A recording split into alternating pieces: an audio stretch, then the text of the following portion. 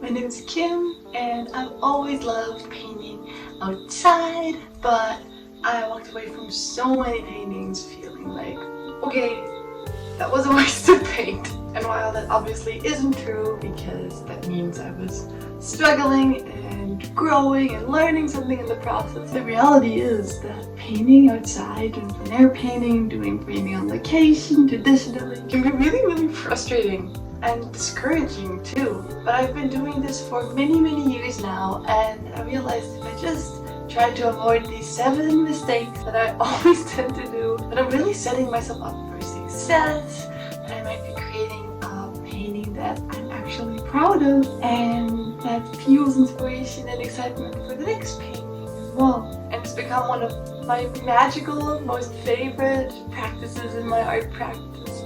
And it's such a great way to try and capture this lovely world that we get to live in. So I really hope this helps you guys too if you're interested in painting outside some more without it being an agonizing experience. Number 1, painting is hard enough. Don't fight your setup.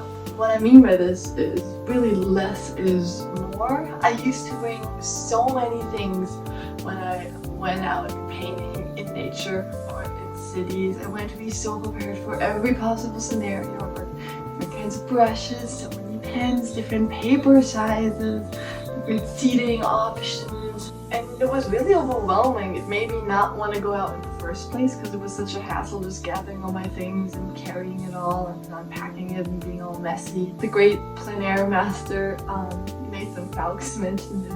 Well, he's built on landscape painting actually, how much he demotivated himself in the very beginning because he had this big, bulky, impractical easel that he thought he needed, that he thought might help him, and it just really took the momentum out of creating. He just didn't really want to go out painting at all until he completely ditched the easel and was just, you know, painting on his lap or painting in the sketchbook while standing. Just a way simpler setup, but way easier to like ease into the process of creating. When I finally decided to just downsize my setup and really minimalize everything I bring to these very few essentials, it completely changed my relationship to painting outside. I want my supplies to be light, minimalist, and comfortable. I do not have an easel. I don't even bring my tiny little chair most of the times, even though public service announcement, if you happen to want to go painting in Japan like I did last month. I actually found out way too late that sitting on the ground, which is what I usually do when painting, is actually quite rude in Japan. It's not normal, it's kind of culturally frowned upon, so if you go to Japan, don't make the same mistake as I do, and if you do bring a chair, I was sitting everywhere and everyone was too polite to say anything, but only later I found out that it's actually kind of vulgar in Japan, so just don't make the same mistake. But yeah, I bring my sketchbook that is small but big enough to maybe balance my colors and water on it.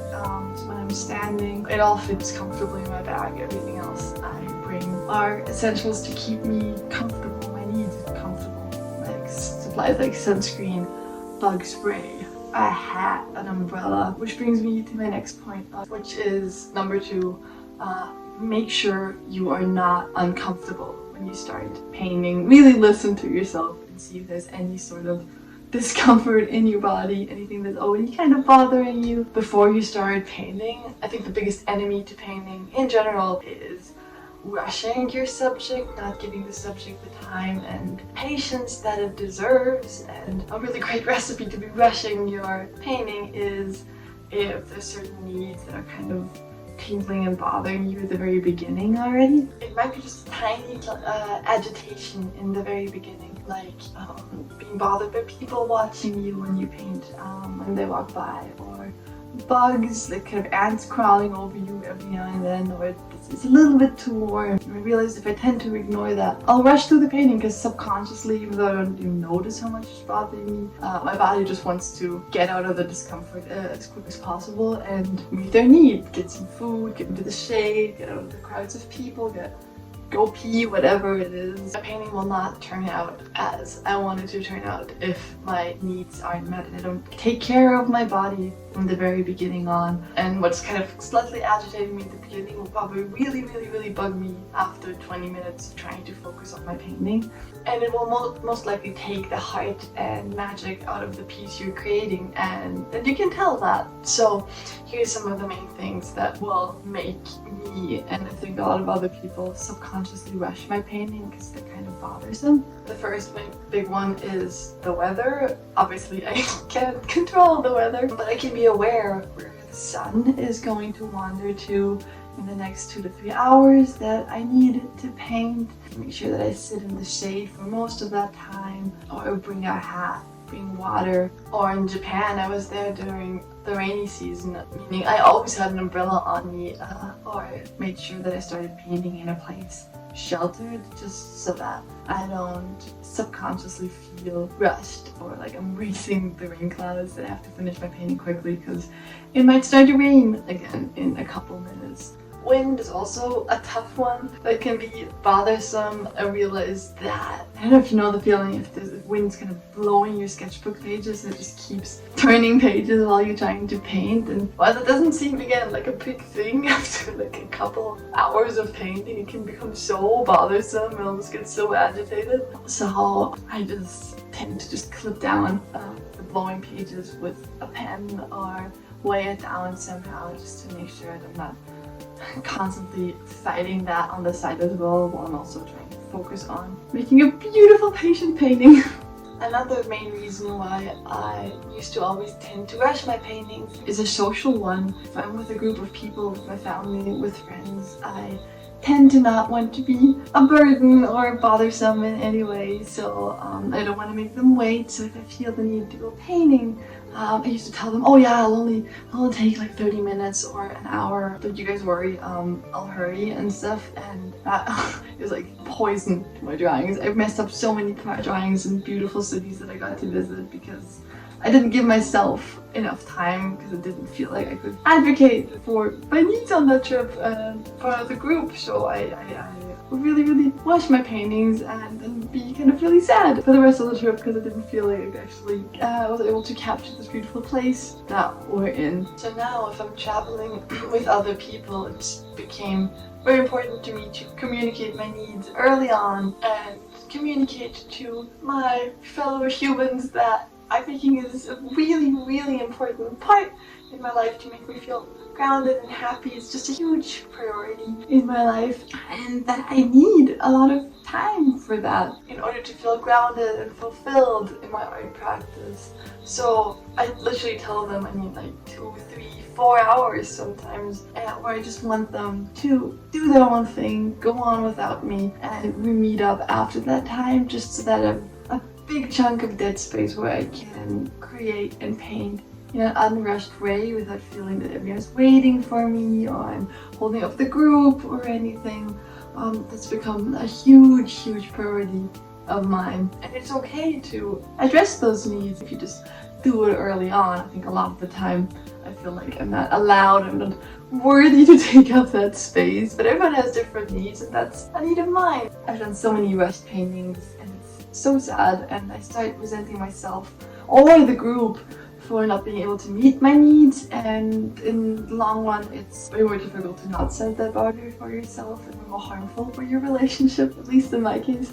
So yeah, definitely a big fan of advocating for myself early on now. The third most common reason why I'm rushing my painting is a very basic one, which is just my basic bodily needs. And this might seem very obvious, but as artists, I think we tend to really hyper focus on the painting that we're doing, especially if you really get into it.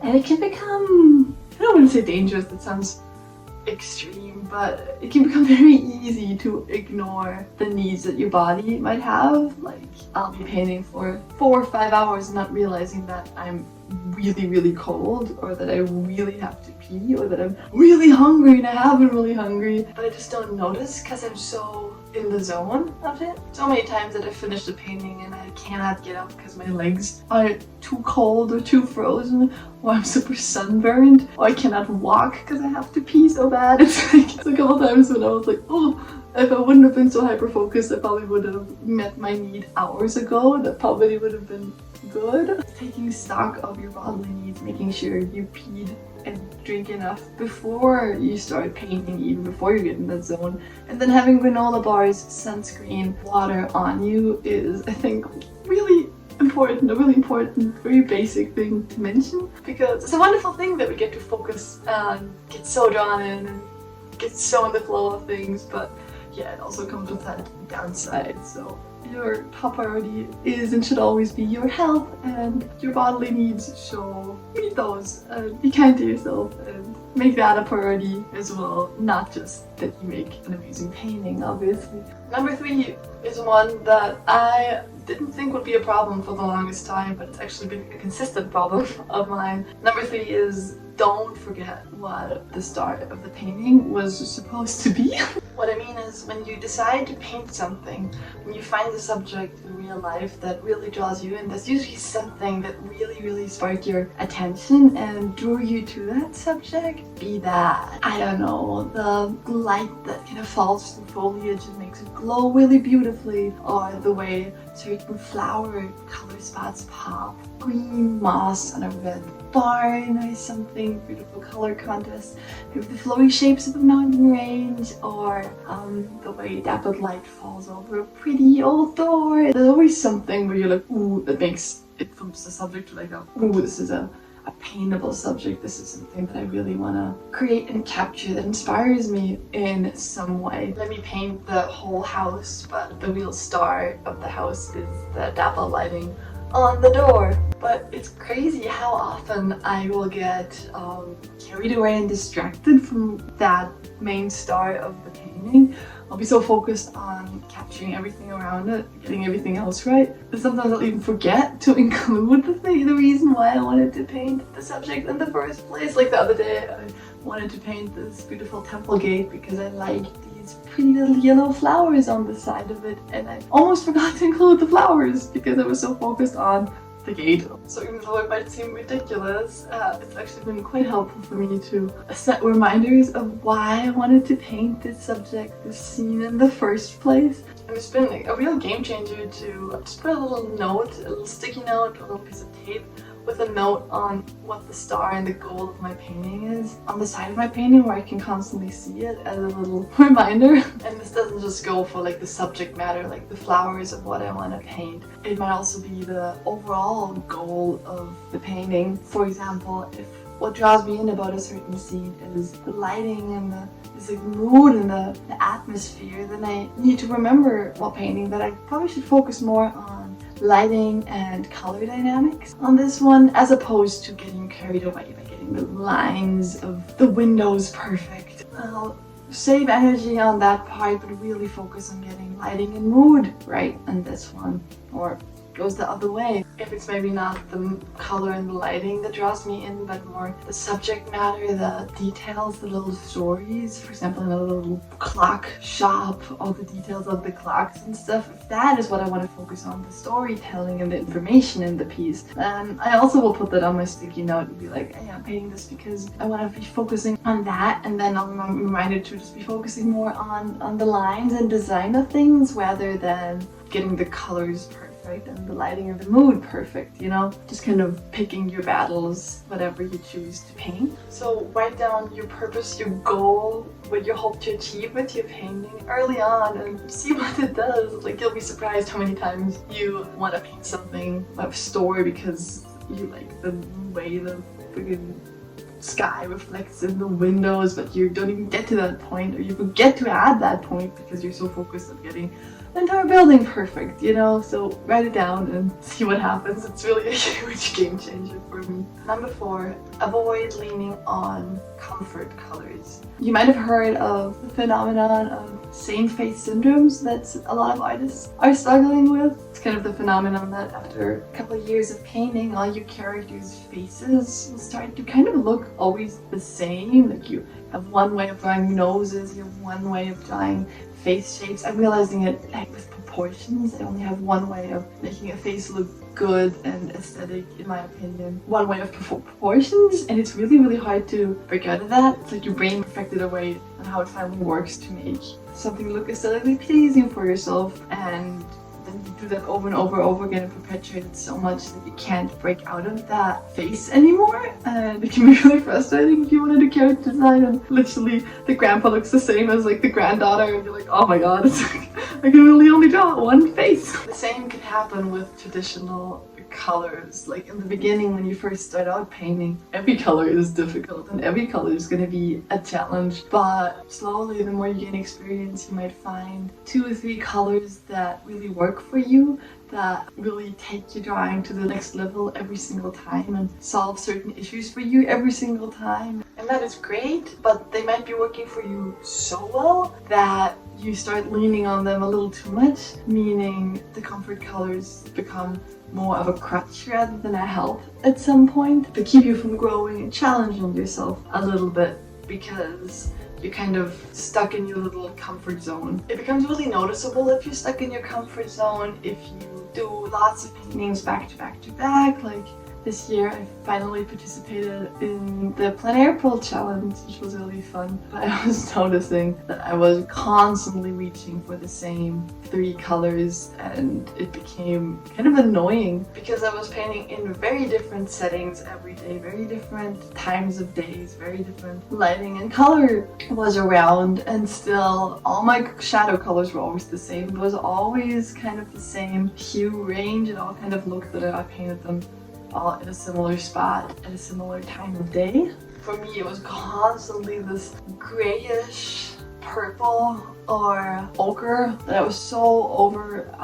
Those colors kept showing up all the time because that was the only way I knew how to darken something successfully. Oh, it became annoying how little I was growing, how little I was observing, how little I was problem solving, because I knew I always had my gray purple to rely on to add value range, and it's annoying. It's annoying to not be growing and realizing that you're just leaning on a crutch all the time instead of learning as much as you could in the beginning, challenging yourself as much as you did in the beginning. You can also tell the paint tubes that are always empty, that you always have to rebuy.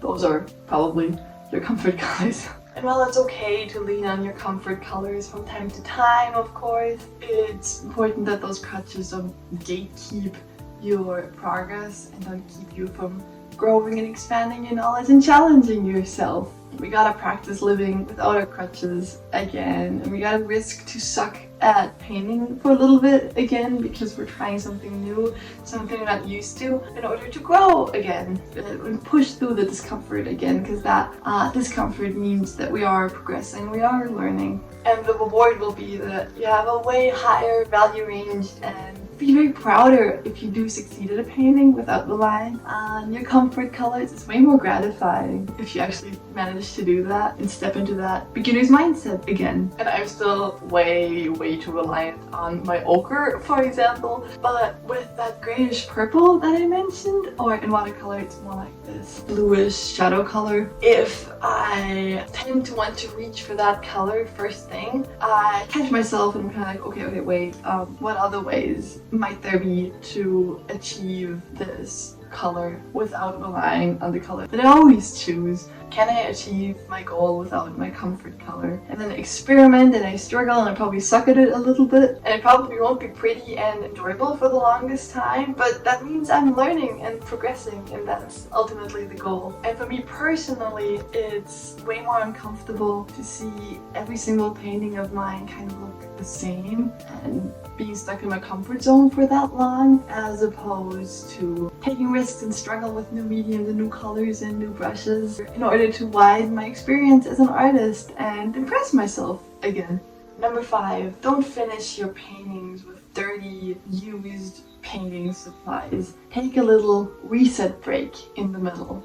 I notice when I first sit down to paint something, I'm like all excited and I really want to get it right, and I put so much love and patience and effort in every color that I mix and every brush stroke that I do and every shape I create, and I really want to get that very first color that I mix like as right as possible, and I mix it forever, and I'm I'm so there with the painting. But the more I'll be painting, the more I'll start losing focus and my attention goes down. I start to speed up my painting process, and I eventually don't even really mix fresh new colors anymore. I just use whatever jumbled up gray mess is already on my palette. And at that point, I usually stop myself and I take my little mini reset break.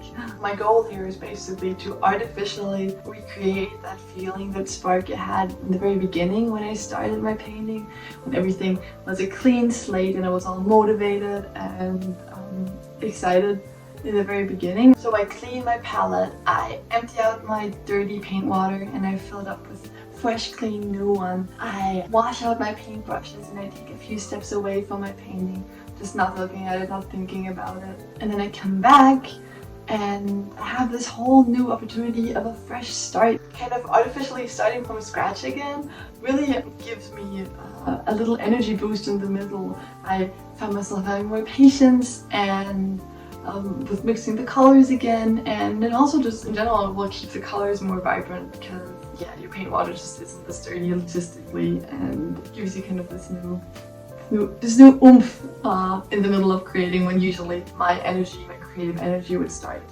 dipping and I kind of just want to finish the painting. This kind of leads us to the next point, which is number 6, to try and gain a new perspective on your painting, kind of a fresh eye. So yeah, this is another reason why I would recommend the middle of your painting process to kind of step away a bit and then come back to your painting, is you gain that new fresh eye and you might be able to see mistakes, or that you're moving kind of in the wrong direction slowly, or that you're relying on crutches and staying in your comfort zone a little bit too much. If you have that fresh eye, as opposed to you're just staring at the painting at all times, you're so focused on small tiny details that you kind of lose the sight of the bigger picture overall. And it gives you the opportunity to kind of course correct in the middle of your painting. It's the same reason why old masters will paint with a mirror behind them, so they'll be painting their subject and they can look behind and kind of check and see the painting flipped, or digital artists will literally also flip their paintings. That's the reason they do it. It's not because you can see more mistakes when you flip the painting or they're more visible, it's just they're more visible to you because you've been staring at your painting for so long in an unflipped way that it's possible for you to see the mistakes. So if you have the experience that you finish a painting and you're like, this is sick, this is great, I nailed it, and the next day you come back, or 2 days later you come back and be like, holy guacamole, why did I not see that I made the back of my character's head like enormous or something? And the reason was you were so focused on painting that you forgot to actually see your painting, which is very common actually and very frustrating. Flipping your painting, gaining new perspective, asking someone else for an opinion can be really, really humbling, but so helpful, and it'll make you love your painting so much more in the long run. Other ways you can gain a new perspective of your painting that I like doing is if you take a picture of your physical painting on your phone and just looking at it through your phone can already be enough of a reset. You can also take a picture and then flip it on your phone or set it to black and white. Just anything that kind of tricks your brain into seeing this as not the painting that you've been working on for hours, but a neutral new painting that you're not emotionally attached to at all. The last and final thing that I'm trying to look out for is number 7, to try and catch myself when I'm trying to just fill the painting during the end of my creating process. I talked about this before in some other videos, but I really believe that you can really tell if an artist has been able to enjoy and be present with every single line they do, and that kind of playfulness and joy will shine through the final painting in the very end. So it's really something I think we should all be striving for, is being in the present moment and enjoying the process as opposed to being focused on the end result. And obviously, like, poison to that is just wanting to fill whatever is left. Filling the page means you cannot wait to be done with your painting, get it over with, finally post it and get the gratification, and seeking that happiness outside of your creation process right now. And there's really no real hack on how to not fall into this. It's just something that I want to try to be aware of in myself. A thought that I want to catch myself from is like, okay, do I want do this brushstroke just to finally fill it, or can I actually find enjoyment and playfulness in this one brushstroke and this one color that I'm mixing? And I think it's something that's really worth striving towards, and a skill in itself that can translate into real life, into sketching, into digital painting, into everything, and will make your art practice and your life, I think, an overall a way more enjoyable experience, in my opinion at least.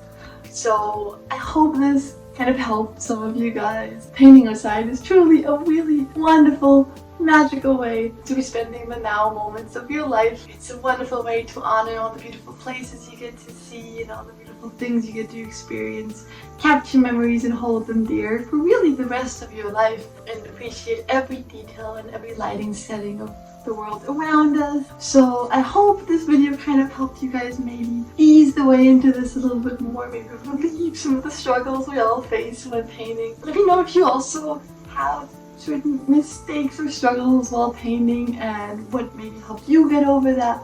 I'm always curious to hear other people's experience from painting outside. So thank you guys so much for watching. Like and subscribe. And yeah, I'll catch you guys in the next one. Bye bye.